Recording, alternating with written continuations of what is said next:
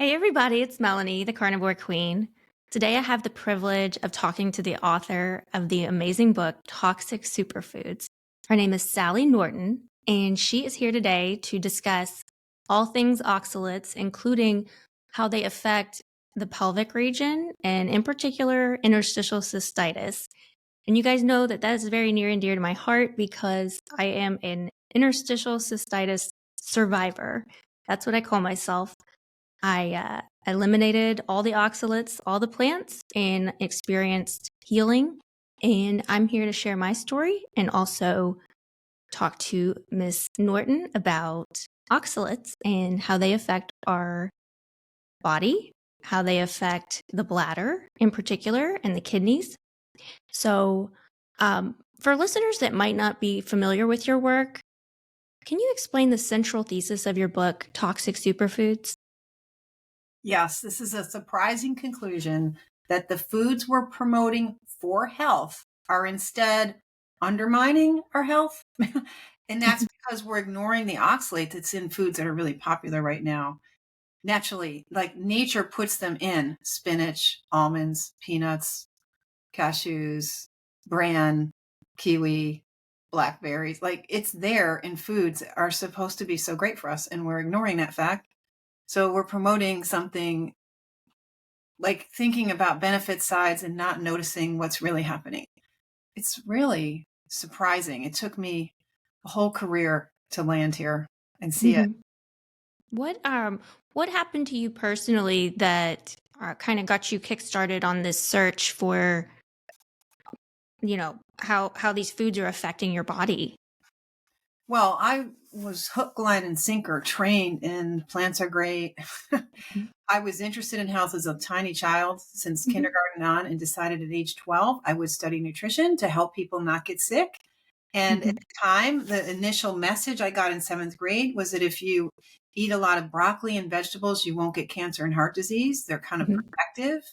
That message has been around for a long time. We've been making plants really great in our minds a long time.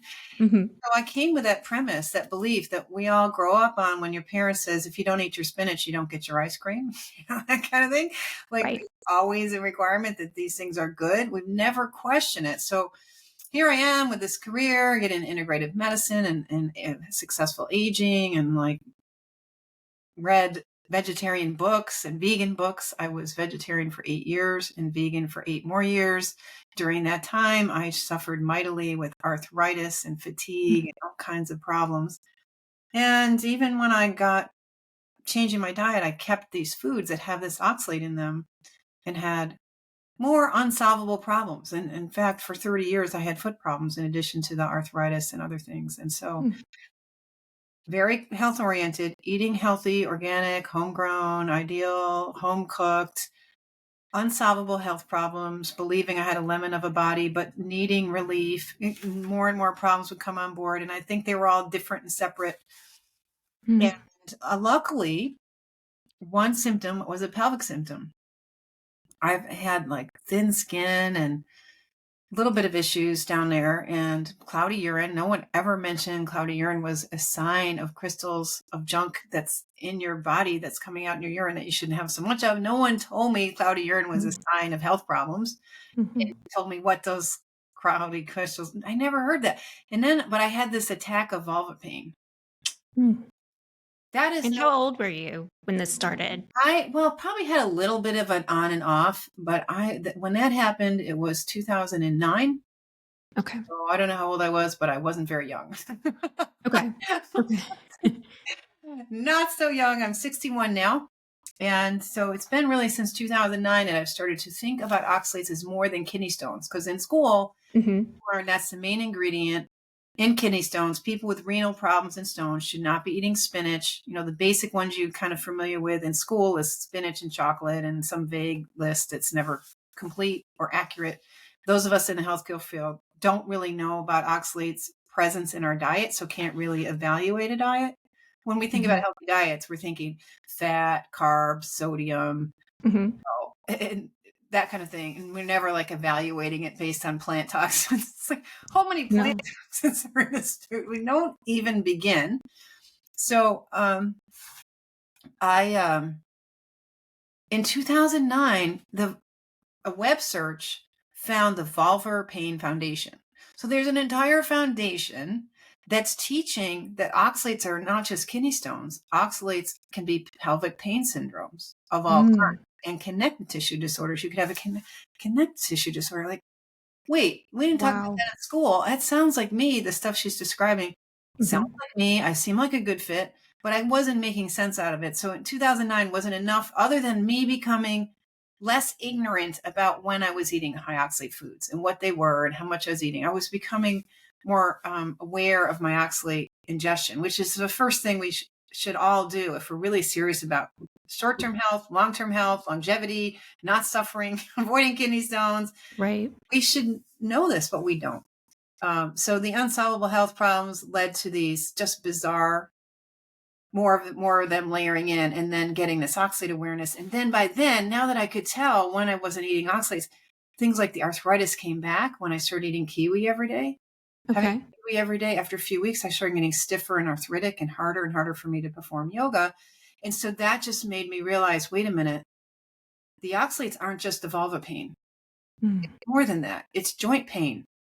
And I'm like, but I have a sleep disorder. At this point, my brain is not able to sleep at all anymore. I'm no longer able to work. And that's my big thing. And I have this long-standing indigestion problems with IBS and bloating. And I'm thinking I have SIBO, which I don't really, but I'm trying to treat that to help my brain so I don't poison my brain. Like it's all this Wow. complicated, like all these things. I got to fix the sleep, but now I'm those stupid kiwi are causing my arthritis. And I'm like, yeah. So, okay. So we're going to do this oxalate thing for real. And I do it. And within 10 days, like I finally get serious. I now know enough how to do it, start getting serious about it again. And very quickly, my sleep disorder goes away and things Wow. get better. My feet starting getting better. So by the time Wow. I'm 50, my feet are finally working after 30 years of bad feet. Oh, that's wonderful. Yeah. That's gotta feel so amazing to Very convincing. finally, yeah, be able to use your feet well, and not be in pain. Yeah. Oh gosh. Yeah. You know, I've experienced a lot of pain and a lot of I don't want to say bad doctoring, if that's even a thing, but a lot of so I've had IC my entire life and I was not diagnosed till I was 21.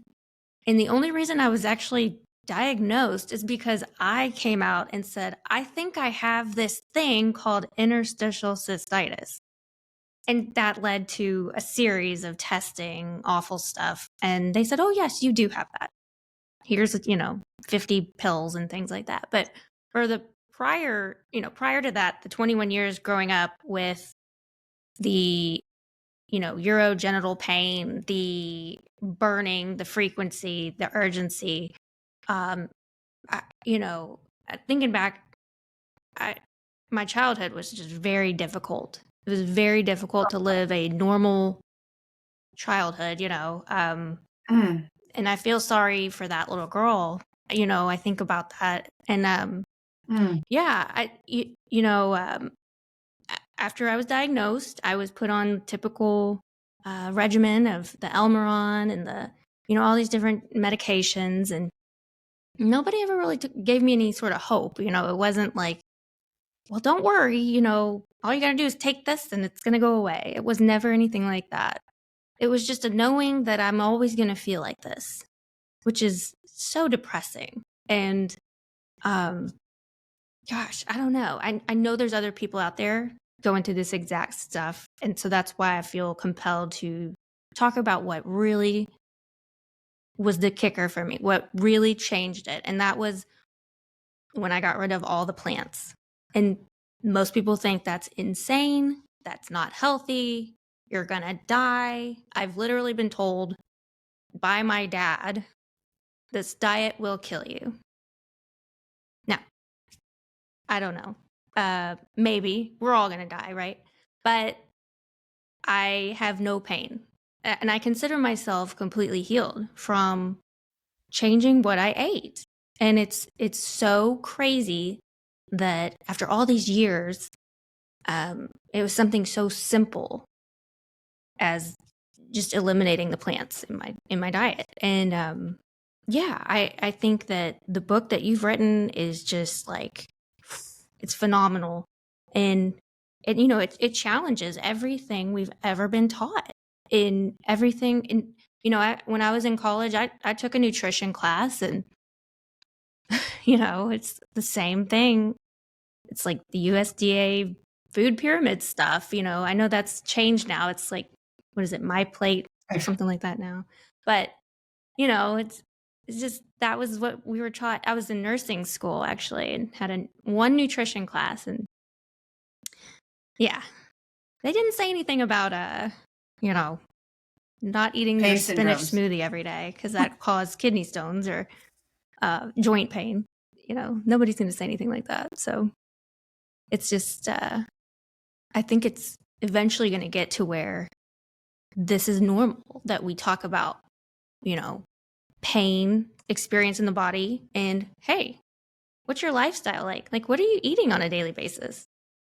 So I think, that's, it's definitely a move in the right direction. And I'm here for it. I'm excited to get to talk about this stuff. Deal of people who come to me talk about how their doctors never ask them about their diet. Mm-mm. And if only pediatricians could mention to your mom, maybe there's something going on with her food. Yep. Every psychiatrist and psychologist, we should be asking about, fundamentally, what most is going to affect your health is what you put into your body every single day, multiple times a day. Yes. So that is nice about the internet, and for people self-learning, they can experiment and clearly see it's not just, what you eat today will affect you when you're 95. No, what you eat today could affect you 4 hours later when it gets in your bloodstream and start messing up your brain, messing up your sleep, messing up your bladder, messing up your joints. Yeah, so interstitial cystitis is this inflammatory condition where you get mast cell engagement, where there's all kinds of extra immune activity in the bladder, changes to the nerve fibers, and fibrotic tissue forming. This is scar tissue forming in the bladder wall because of all this inflammation. And they can just suppress inflammation with drugs. We need to find what is turning on. The inflammation is there to try to protect you from damage. Something's damaging the bladder wall and bringing in this activity of the immune system trying to help you, and it's turning into this disease process. And this can happen in other tissues too. It's basically the same process of tissue damage inspiring immune engagement. And that can happen in any tissue, but the bladder is a major exit route for oxalates that you eat. So your blood is cleaned by the kidneys and takes out the water soluble toxins and things you don't need to adjust your electrolyte levels. And kidneys are very busy helping you with your blood pressure and your metabolic regulation and all kinds of things, but also cleaning the blood of oxalic acid. So this oxalic acid is coming into the kidneys, stressing the kidneys out. Sometimes it starts crystallizing right there in the kidneys and starts clumping, and you can get kidney stones. But most of us don't get kidney stones from too much oxalate in our diet. But then the bladder has to store that toxic urine that can be forming crystals. Little particulate nanocrystals and microcrystals are really irritating to the tissue. And the presence of oxalic acid and the crystals interfere with the cell's function. So the normal cells that line the bladder have this glycocalyx. They have, if you ever touch a fish, it's kind of slimy on the outside so that it can slip through the water. And that's the same kind of lining you have in a bladder to protect those cells from the toxic stuff in the bladder, including oxalic acid and nano and microcrystals of calcium oxalate in the bladder. But once that starts affecting the cell's function, they can't maintain the proper glycocalyx. They can't maintain cell reproduction. So now the cells aren't maintaining that lining very well, and you need the fibrosis to glue it all together. And you start this disease process that involves destroying the nerves, and the nerves are super raw and, create pain that will interrupt sleep and interrupt your life completely. Well said. That's an excellent, that's more, I feel like, I've heard than the urologist ever told me, or any of the, the staff at the urology clinic ever explained. I feel like nobody explained anything to me. It was just like, here's the procedure we're going to do on you, and here's the medicine to help with the pain because it's going to be really bad. I had a procedure called urothroscopy. Hold on, urothroscopy with hydrodistension. Oh no! So it was like a blow up your bladder. They blew up my like bladder, a big water balloon, and then I peed out the scar stick tissue. stuff up in there. So that was a lot of fun. And just test your bladder's ability to expand and handle fluids and control itself, and just like annoy it to like see if it passes a test. Yes, I've had all that done. So fun. Yeah, I know. It's I'm here to tell you though, that's not fun, and I feel like a lot of it's unnecessary. On the other side of this is, man, if only somebody could have told me back then before I did all these things. When you have these procedures done, you're out for like weeks. This isn't just we're going to test this and then you're going to go on your merry way. It's like, no, I'm in bed for like 4 weeks. We're talking like major disruption in life. And once I went carnivore, like feeling better within a week, I was just like, this can't be real. This can't be happening. How could this be? And it's a miracle. Like, it really is. The onset of pain-free living is pretty, grabs you by the shoulders, right? And goes, wait, this is how it's supposed to be. Hold on. I'm not used to this. It's wild. It's absolutely wild. It's so convincing, but a lot of people aren't really open to minor changes in their diet to prevent this kind of suffering. And it can be other tissues. It's not necessarily your bladder or your kidneys. Right. It's their joints. For me, it was arthritis, and often in the hands where I didn't have the strength to unlock the door, and I'm 19 years old and I can't unlock the door and get into the house.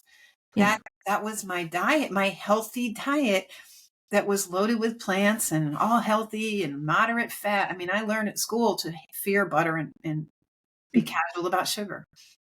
Absolutely. And one of the quotes that is in the book that stood out the most to me was, "It was healthy eating that led to my ill health." And I absolutely love that, because who would have ever thought that, your joint pain, your hands being stiff and hurting had anything to do with eating your almonds and your spinach and your sweet potatoes? Like, who would have ever dreamed that could be connected? It's the perfect murder mystery novel, right? You don't suspect the innocent little spinach salad from murdering your bladder. No, couldn't be them. They're so good. They're so nice. That's amazing. Riding out under this cultural haze that we're in, which I consider sort of a Disney-fied version of reality. Oh, plants just want to be eaten. Disney-fied. That's awesome. I love that. Yeah, it's bizarre that, I'm like living proof that changing, getting away from plants actually can fix a lot of problems. And people still say to me, well, aren't you worried about your cholesterol? Aren't you worried about having a heart attack? No, I'm not, because I'm living my life and I'm free of pain. I'm not thinking about that at all. I know. And even when somebody was like, what are your biomarkers like? And I'm like, I don't know, probably the same as yours, or if not better. I don't know. But the thing is like, I don't need some sort of test to tell me that I'm not peeing 50 times a day. Like, I know I'm not peeing that much anymore. So yeah, it's funny how you get, some backlash, but you definitely get backlash because people are trying to fit something in, if at all, fitting it in into what they already think is true. Okay. Yeah. And so we're already riding on a lot of mythology and a lot of very rigid ideas that people are hanging on to for some degree of inclusion and standard society, I guess, and some degree of like, okay, feeling sort of normal. But the truth is we've been fed a skewed picture of what makes us healthy. And Mhm. what are the metrics of health? And Mhm. obviously, health is a lot more than not dying of a heart attack, which Right. people didn't do until 120 years ago. It just didn't really Right. happen much. Yeah. And, it wasn't because, I mean, people think, well, we got this low fat thing going on for the last 50 years, right? That hasn't improved anything. In those 50 years, we have metabolic syndrome out the wazoo all over the Mhm. planet.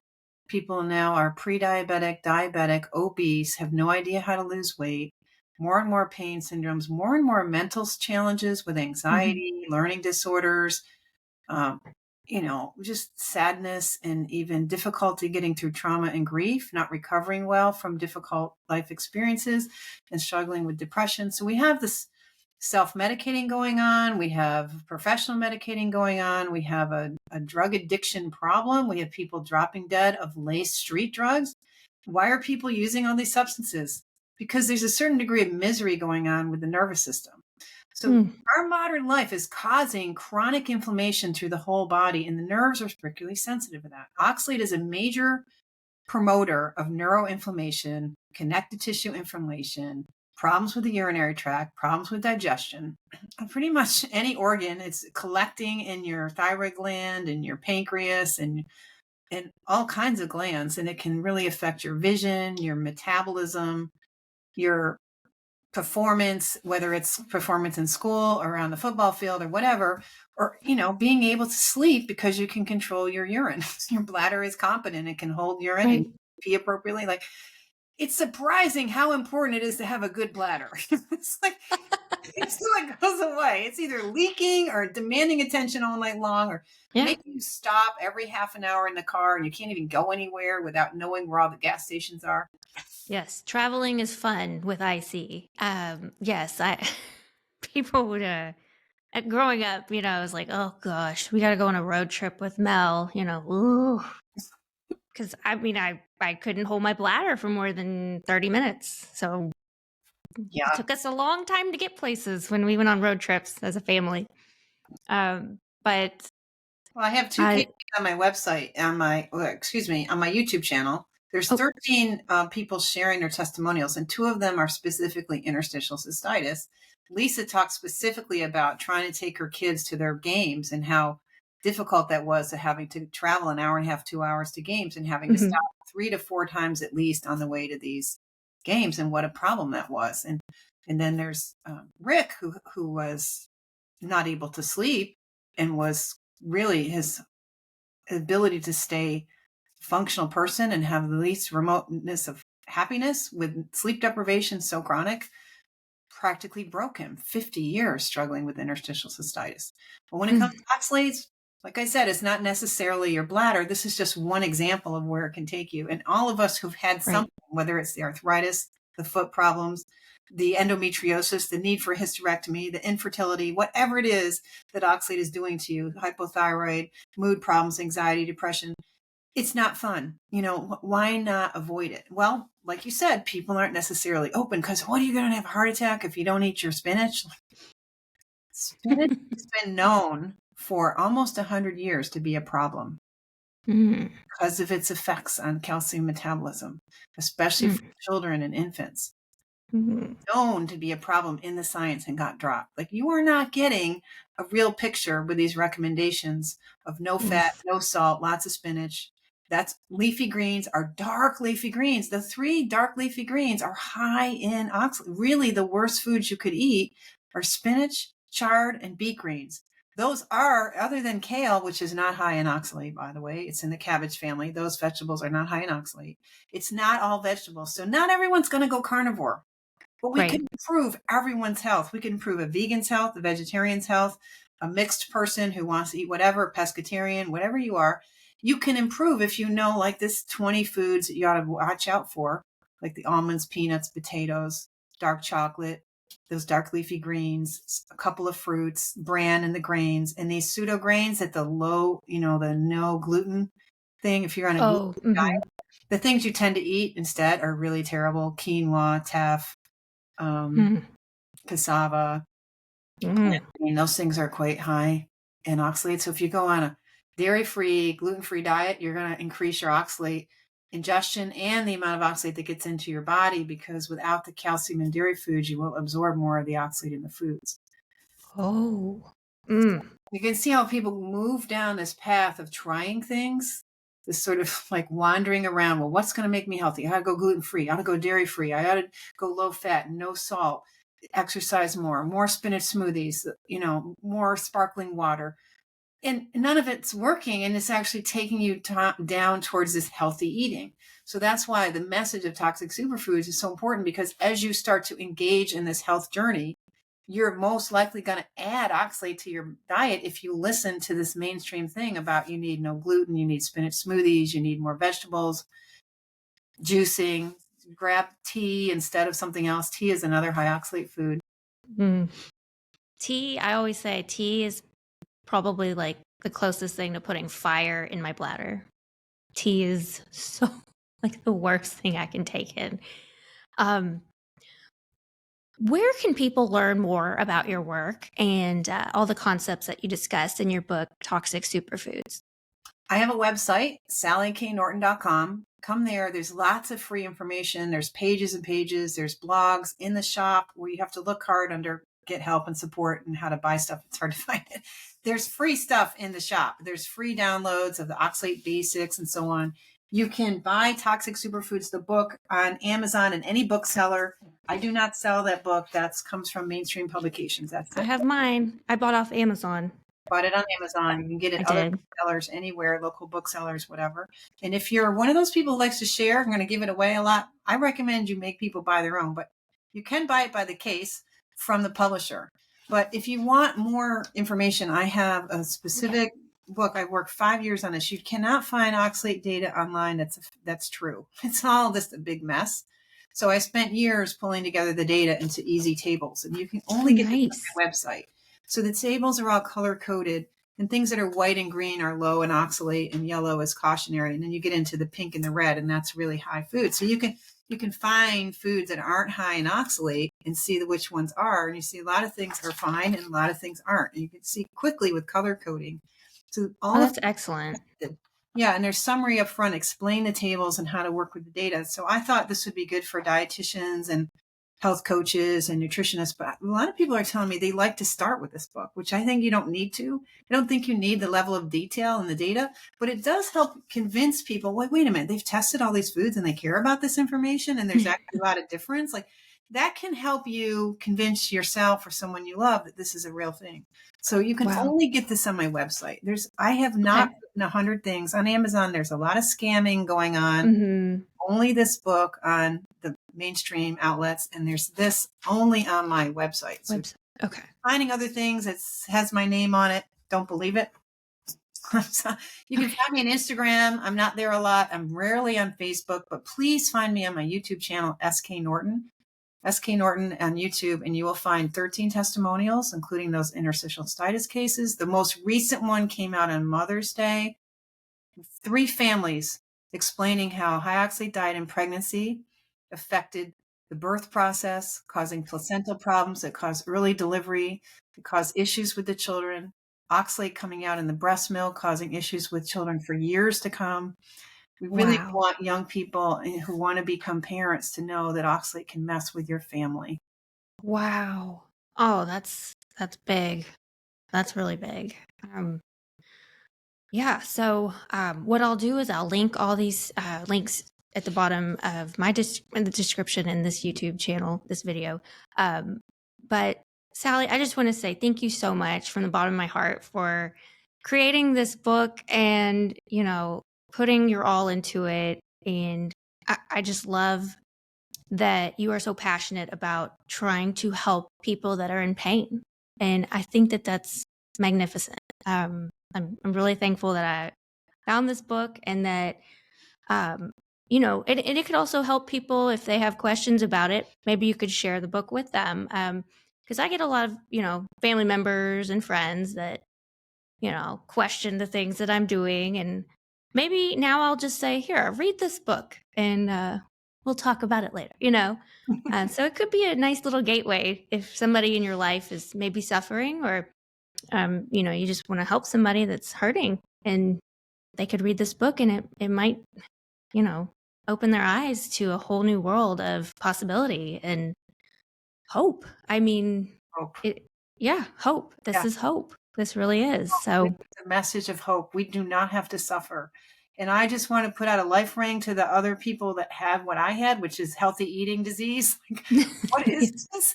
And we can't figure it out. And I knew there was someone else who needed it. And I'm so grateful that people like you have picked this up and benefited from it. That's all anybody could want for those long nights of trying to pull it together and figure out how to explain a very weird finding that's very well undergirded in science. I'm a science geek.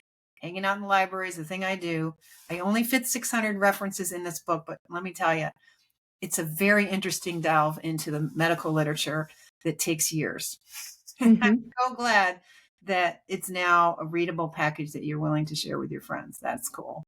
Thank you. Thank you for all your hard work. And it definitely paid off because the information in this book is life-changing. So thank you so much. Awesome.